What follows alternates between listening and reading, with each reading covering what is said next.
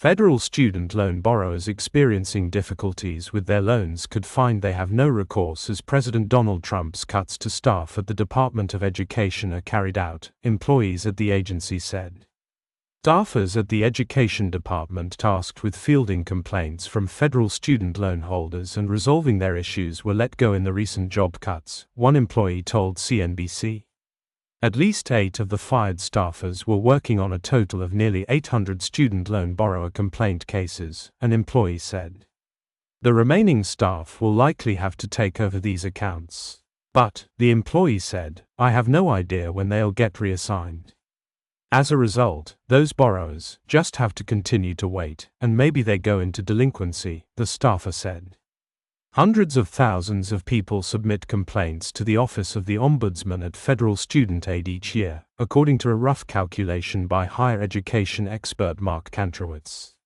Trump is expected to sign an executive order calling on Education Secretary Linda McMahon to abolish the agency, a move that experts say would worsen the situation for borrowers. The Wall Street Journal first reported on that expected order. As a department authorized by Congress, the department cannot be eliminated without congressional approval. But in the meantime, the Trump administration can slowly starve it by cutting resources. There are roughly 42 million Americans who hold federal student loans, and the outstanding debt exceeds $1.6 trillion.